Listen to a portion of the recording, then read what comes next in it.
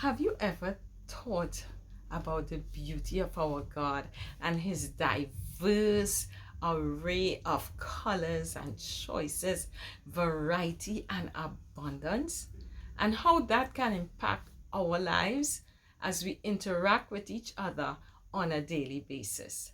Stay with me. Let's explore this for a few minutes.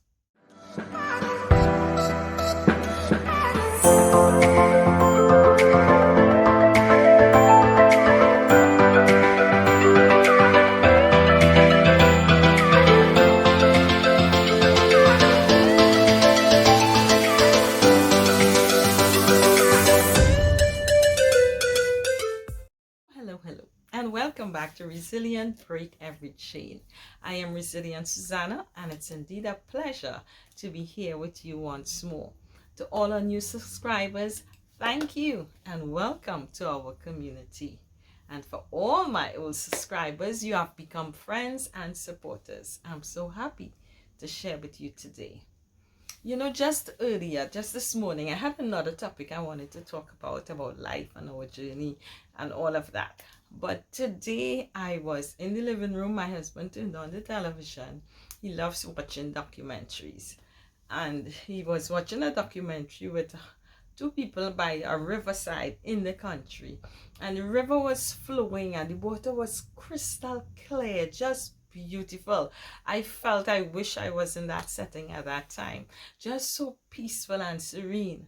But then what caught my eyes was the rocks that laid on the side of the river, and as the water passed over the rocks and the camera picked up certain parts of the terrain, I saw different sizes, different colors, different shapes, different textures of rocks. And what hit my mind, and I had to say to my husband at that very, very moment, is look at God.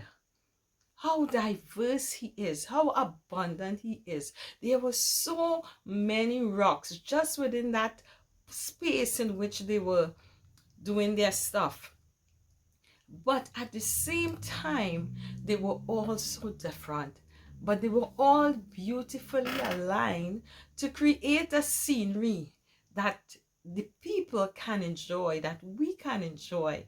And I thought about nature and how everything that God made continued to exist from the beginning of time to bring beauty and bring grace to our lives. But then a negative thought hit me as well. Why can't we as human beings coexist with each other, seamlessly embracing nature, so that we too can enjoy our creative beings without friction, without anger, without disrespect, without hurt, without pain, without jealousy, without envy, without vexation of spirit, just to coexist.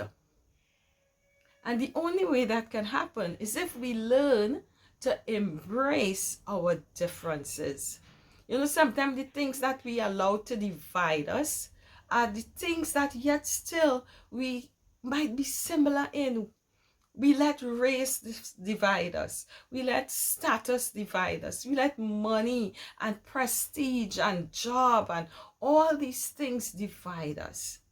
When instead we can learn to embrace each other's differences, each other's strengths, learn from each other. The reason God made us so diverse, so able to express ourselves in different ways, is because our God is abundant. And I always say one of my things is variety is the spice of life. How boring life would be if we all looked the same way and we all spoke the same way and we all dressed the same way. I don't think it would be beautiful at all. So we must learn the same way we enjoy these little differences. We must also learn to get along and embrace each other's differences in personalities. We rub each other the wrong way sometimes, but a lot of the time it's simply because we view things differently. Our experiences would shape our mind, and so we would respond to things differently. So when we come in the contact with someone who might be seeing it a little bit different, why not sit back, reflect? Why is this person operating this way? What are the things they would have experienced that caused them to be the person they are today? The things that might have happened years ago, but now shape them and they are this person today. And how can I now embrace them in love? Give give support, give understanding, whatever it takes. And when a group of people come together, you would find people with different personalities and dispositions. May God help us. May God give us the wisdom. But then God can only give it to us if we too are desirous of change, if we too are desirous of becoming his instruments in the earth to help each other grow, to help each other be empowered, to help each other change. We must be willing and open. My question to you this evening, my resilient sister, my woman of faith, who is out there and desiring to, might be just experiencing some of this friction in your life. God is there and he's saying, call upon me and ask. Ask me wisdom. He said, I would give liberally. I will give you so much wisdom that you'll be able to embrace and deal with these challenges. In my life and my journey, I constantly depend on God for wisdom, for guidance, for support, so that I too can make sound decisions and build better relationships. And the more and more I continue as an empowerment coach, the more I come across people dealing with these simple life challenges. It may seem simple to some of us, but to them, it's a big thing. My job is to help you walk through these challenges. So you would look back and say, but I didn't have to make such a big deal out of this. I could have dealt with it in a more simple and empowering manner. So my prayer for you this evening, my friend, is that you would be empowered.